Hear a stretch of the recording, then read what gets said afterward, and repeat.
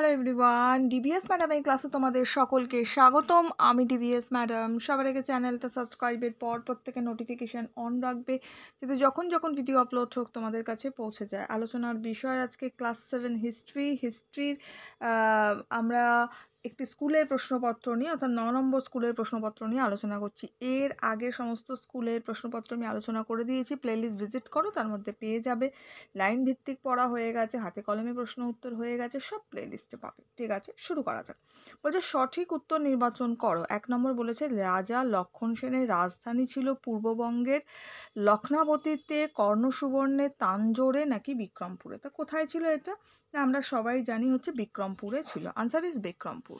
Next পরের প্রশ্ন বলছে পাল ও সেন যুগের রাজারা উৎপন্ন ফসলের ওপর কর নিতেন কত নিতেন না? এটা আমরা জানি, এখানে 2 ভাগের 1 ভাগ, 3 ভাগের 1 ভাগ, 6 ভাগের 1 ভাগ, 6 ভাগের 1 ভাগ নেওয়া হতো। ঠিক আছে, নেক্সট পরেরটা আমাদের কি বলেছে? বলছে যে বঙ্গ নামের প্রথম উল্লেখ পাওয়া যায় অর্থশাস্ত্রে ঐতরীয় আরণ্যকে নাকি কিতাব অল হিন্দ গ্রন্থে নাকি আইনি আকবরী গ্রন্থে? এটা আমরা সবাই জানি যে ঐতরীয় আরণ্যকে। নেক্সট আমাদের বলেছে 2-1 কথায় উত্তর দাও। কত খ্রিস্টাব্দ থেকে হিজরি সন গণনা শুরু হয়েছিল? এটা হবে 622 খ্রিস্টাব্দ থেকে। নেক্সট পরেরটা বলেছে চর্যাপদের পুঁথি নেপাল থেকে কে উদ্ধার করেছিলেন? এটা আমরা জানি, চর্যাপদে আমরা অনেকবার পেয়েছি। কে না? হরপ্রসাদ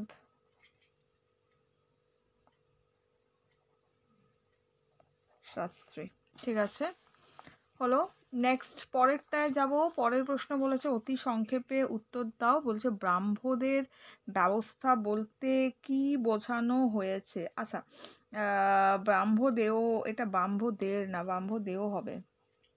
তাহলে ব্রাহ্মদেও ব্যবস্থা বলতে কি বোঝানো হয়েছে? এটা কিন্তু আমরা বইতেই পাবো। আমরা একটু বইটা দেখে নেব। দেখো, এইখানটাই আমরা পাবো ব্রাহ্মণদের কিছু জমি দেওয়া হতো যার কর নেওয়া হতো না। এই জমিদানের ব্যবস্থাকে ব্রাহ্মদেয় ব্যবস্থা বলা হয়। পেজ নম্বর 28-এ আমরা আনসারটা পেয়ে যাব। ওকে, নেক্সট পরের প্রশ্ন বলেছে ত্রিশক্তি সংগ্রাম কত বছর ধরে চলেছিল? আচ্ছা, এটা ত্রিশক্তি সংগ্রাম 17 নম্বর পাতাতেই আছে, আমরা পাবো।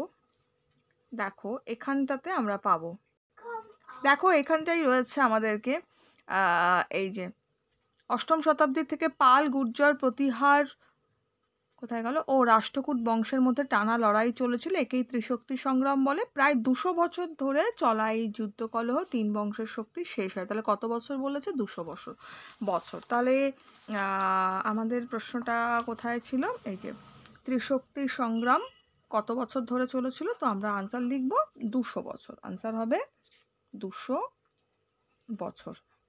ঠিক আছে, নেক্সট পরের প্রশ্ন আমাদের বলেছে সংক্ষিপ্ত উত্তর দাও। বলেছে পাল ও সেন যুগের শাসন ব্যবস্থার তুলনা করো। আচ্ছা, ভালো কথা। তাহলে পাল ও সেন যুগের শাসন ব্যবস্থাটা আমাদের একটু দেখতে হবে। এখানেই আছে পাল ও সেন যুগের শাসন ব্যবস্থার তুলনা। এই যে এক নজরে পাল ও তোমার সেন বংশের শাসন। ঠিক আছে, এটা আমি লেখানোর সময় স্টার দিয়ে দিয়েছিলাম, যেটা পড়তে হবে, যখন আমি বইটা বুঝিয়েছিলাম তখনও। তো যাই হোক, এইটা আমাদের দিতে হবে যে পাল বংশ কত সময় থেকে? 750 থেকে 1200 খ্রিস্টাব্দ। আর সেন বংশ খ্রিস্টীয় একাদশ শতকে মানে 1204-5 থেকে খ্রিস্টাব্দ থেকে। ওকে, খ্রিস্টীয় ত্রয়োদশ শতকে প্রথম ভাগ। কয়েকজন উল্লেখযোগ্য শাসক কে আছে? গোপাল, ধর্মপাল, দেবপাল, প্রথম মহিপাল, আর হচ্ছে রামপাল। আর এদিকে সেনে কে আছে না? বল্লাল সেন, লক্ষণ সেন। উল্লেখযোগ্য ঘটনা: ত্রিশক্তি সংগ্রামে অংশগ্রহণ, বৌদ্ধ ধর্মের পৃষ্ঠপোষণ, শিক্ষা, শিল্প, স্থাপত্যের বিকাশ, আর কৈবর্ত বিদ্রোহ। এটাই কি আছে? বর্ণ ব্যবস্থার কড়াকড়ি আর তুর্কি অভিযান। ঠিক আছে, এটা আমরা দেব, তাহলেই হয়ে গেল। চাইলে ছক করেও দিতে পারো, চাইলে এদিক ওদিকে দাগ দিয়েও দিতে পারো, চাইলে উপর নিচে লিখেও দিতে পারো। নেক্সট পরেরটা আচ্ছা, এই যে প্রশ্নটা তোমাদের আমি বললাম, এটার জন্য কিন্তু আমাদের কত নম্বর আছে না, এটার জন্য আমাদের 3 নম্বর রয়েছে কিন্তু। নেক্সট বলেছে রাজা রক্ষণ সেনের রাজসভায় সাহিত্য চর্চা। এই প্রশ্নটা প্রতিটা পেপারেই আমরা পাচ্ছি, সাহিত্য চর্চাটা কিন্তু খুব আসছে। তো অবশ্যই করে সাহিত্য চর্চাটা আমাদের কিন্তু পড়তে হবে। এটা আমরা এদিকেই পাবো। এই যে লক্ষণ সেনের রাজসভার সভাকবি ছিল জয়দেব, সবচেয়ে বিখ্যাত সাহিত্যিক। তার গীত গোবিন্দম কাব্যের বিষয় ছিল রাধা গোবিন্দের প্রেমের কাহিনী। লক্ষণ সেনের রাজসভায় একজন কবি ধৈ লিখেছিলেন পবনদূত। এই যুগের আরও 3 জন কবি ছিল গোবর্ধন, উমাপতি ধর, শরণ।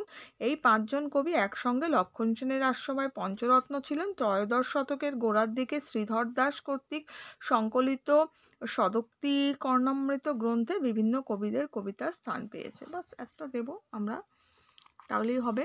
নেক্সট আমাদের কি বলেছে, নেক্সট আমাদের আচ্ছা পেজ নম্বরটা কত বললাম জানো, এটা আগেরটাই ছিল, পেজ নম্বরটা 37।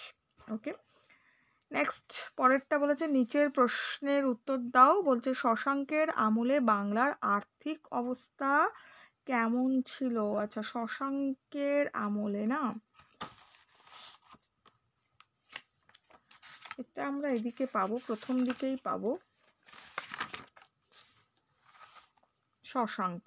ওকে, দেখো শশাঙ্কের আমলে এগুলো আমাদের লিখতে হবে। শশাঙ্কের আমলে সোনার মুদ্রার প্রচলন ছিল, কিন্তু তার মান পড়ে গিয়েছিল। নকল সোনার মুদ্রাও দেখা দিয়েছিল, রূপোর মুদ্রা ছিল। ব্যবসা বাণিজ্যের ক্ষেত্রে এই যুগে সম্ভবত মন্দা দেখা দিয়েছিল। এগুলো দিয়ে সমাজে জমির চাহিদা বাড়তে থাকে, অর্থনীতি হয়ে পড়ে কৃষি নির্ভর।